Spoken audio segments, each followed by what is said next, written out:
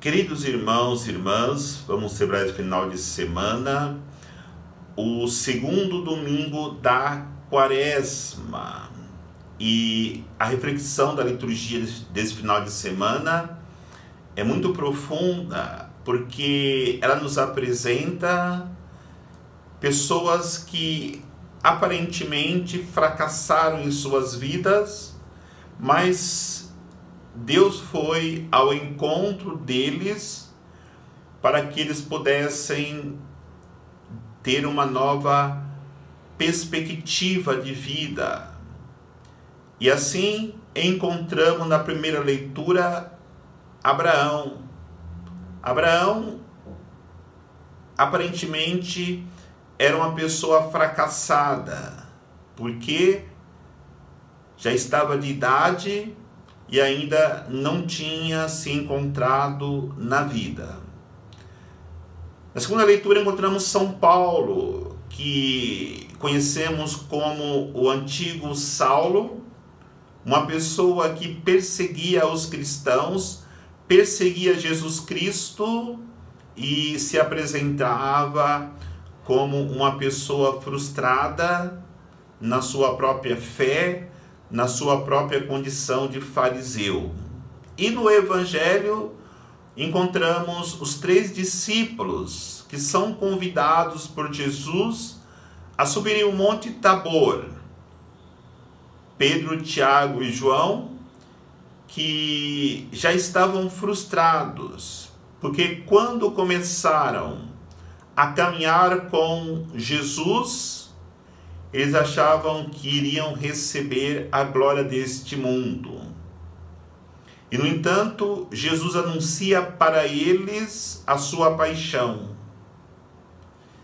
E eles estavam angustiados, estavam com medo, estavam inquietos, achando que eles tinham seguido a pessoa errada.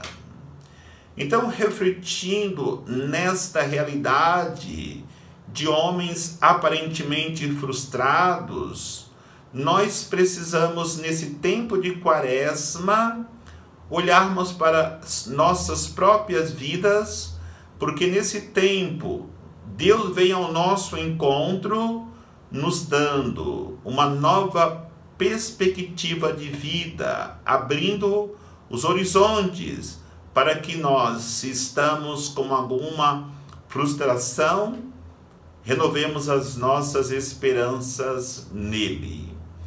A primeira reflexão encontramos em Abraão. Abraão já com 75 anos de idade, Abraão não tinha filhos, Abraão não tinha terras para plantar, para criar gados. Abraão, ele já estava desanimado com a vida. E foi assim que Deus apareceu a Abraão e lhe fez uma proposta. Se me abraçar, se acolher o meu projeto, eu te darei uma descendência tão numerosa como a areia da praia ou como as estrelas do céu. Esta foi a proposta de Deus para Abraão. E para isso, Abraão precisou viver 3 realidades em sua vida. Primeiro, a obediência a Deus. Segundo, acreditar nas promessas de Deus.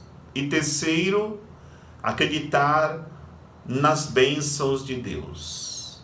Abraão obedeceu a Deus, deixou a sua terra, deixou sua vida antiga e partiu para o desconhecido, porque Deus fez para ele a proposta, mas não esclareceu o que ele iria encontrar pelo caminho. Por isso que Abraão é conhecido como pai da fé, porque ele obedeceu a Deus na escuridão, mas ele sabia que não tinha muito a perder, porque na idade que ele estava, sem se realizar como pessoa humana, ele precisaria confiar de maneira incondicional em Deus. A segunda realidade, ele acreditou nas promessas de Deus. A promessa de Deus para Abraão incluiria aquilo que ele mais desejava: construir, ter uma descendência. E a promessa de Deus, por ele acreditar, aconteceu na figura de Isaque. Isaque, filho da promessa de Abraão,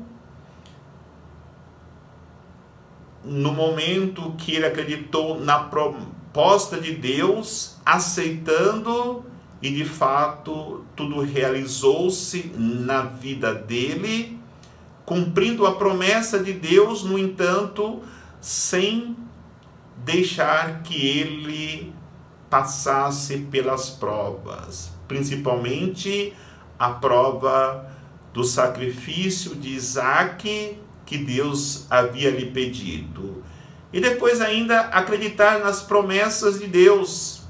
Deus havia prometido para Abraão que iria abençoá-lo e iria amaldiçoar quem fosse inimigo de Abraão. E de fato aconteceu esta realidade. O que sustentou Abraão nas provas, nas dificuldades, nas perseguições, foi as bênçãos de Deus, que foram derramadas abundantemente sobre a vida e sobre a família de Abraão. A segunda reflexão nós encontramos na segunda leitura.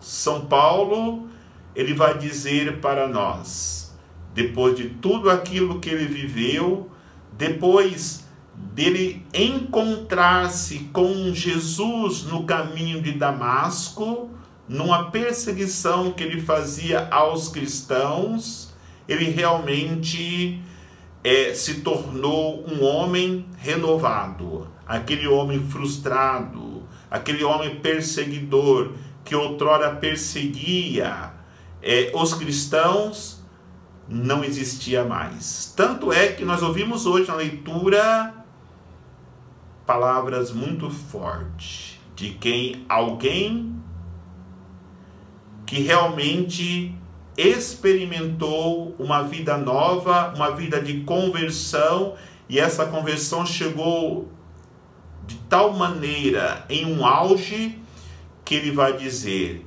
sede meus imitadores como eu sou de Cristo. É muito forte alguém ser capaz de falar essas palavras que São Paulo falou, dizendo que os outros deveriam imitar ele na sequela, no seguimento de Cristo. E não só isso, ele vai mais profundo ainda quando ele diz para que as pessoas imitassem o seu exemplo de cristão, o seu exemplo de fidelidade no seu compromisso com o reino de Deus. E depois ele vai ainda falar para os discípulos, para o povo, que eles precisam ser imitadores dele, seguir o exemplo dele, porque muitos se comportam como verdadeiros inimigos da cruz. E de fato, esta é a realidade. É por isso que nós somos chamados no tempo da Quaresma a imitar os grandes homens, as grandes mulheres de fé. Por quê? Porque muitas vezes com os nossos pecados, nós nos comportamos como verdadeiros inimigos da cruz.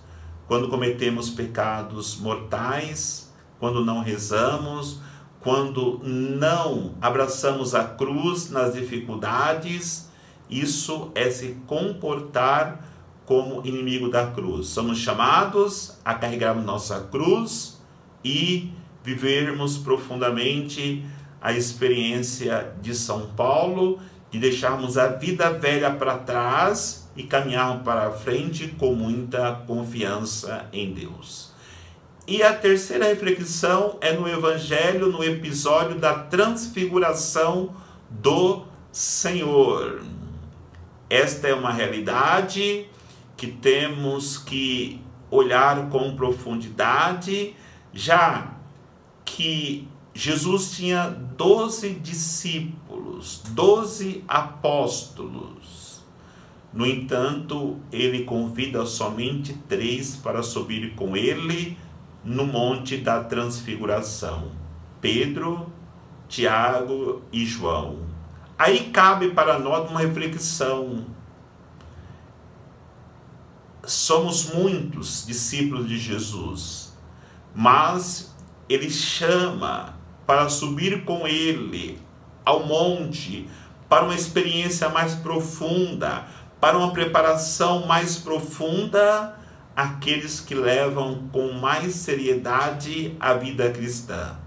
E não podemos duvidar que Pedro, Tiago e João não eram os preferidos de Jesus porque eles eram os mais queridinhos, mas sim porque eram eles os mais dedicados na busca da perfeição, na busca de santidade.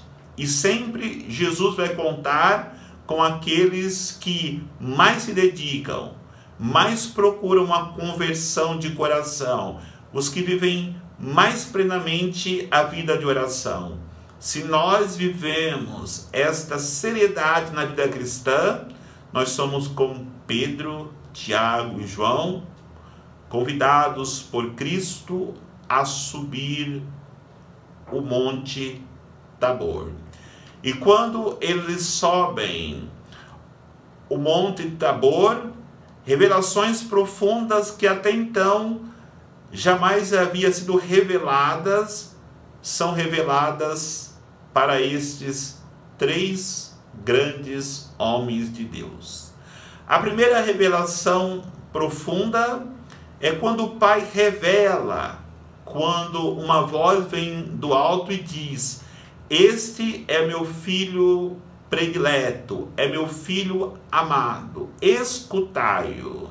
Até então, todos conheciam Jesus como o filho do carpinteiro e de Maria, lá de Nazaré. Ali foi revelado a esses 3 discípulos que Jesus era o Filho de Deus, que Jesus tinha a divindade, a vida divina, embora ele tenha se encarnado e se fez homem. A segunda revelação que nos é apresentada diante dos discípulos que são mais próximos de Jesus foi a sua transfiguração. Quando Jesus é transfigurado, isso mostra para nós que ele chega como a verdadeira luz do mundo.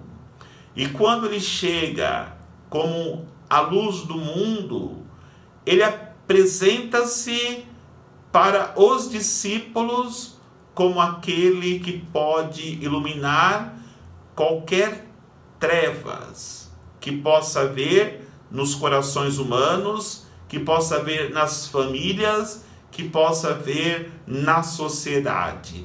Quando nos aproximamos do transfigurado, nós poderemos encontrar a verdadeira luz do mundo. E a terceira revelação que ele faz é no momento que aparece Moisés e Elias, a lei e a profecia. E depois desaparecem Moisés e Elias. Fica somente Jesus com seus discípulos. Esta revelação quer dizer, agora não mais a lei. A lei é Cristo. A lei de Cristo é a lei do amor. Agora não existe mais a profecia antiga. A profecia agora é Cristo, a palavra viva do Pai. Essas realidades profundas, reveladas aos discípulos, que Jesus é o Filho de Deus, que Jesus é a luz do mundo, que Jesus é a lei e a palavra, encheu de tal maneira o coração dos discípulos que eles não queriam mais descer e permanecerem ali no Monte Tabor para sempre. Mas, como havíamos dito no começo, esses discípulos precisariam cumprir a sua missão de pessoas que experimentaram uma nova condição de vida, deixando a vida velha para trás, para depois entregarem a sua vida no martírio, na doação em prol do reino de Deus e da salvação da humanidade. Que Deus nos abençoe, em nome do Pai, do Filho e do Espírito Santo. Amém.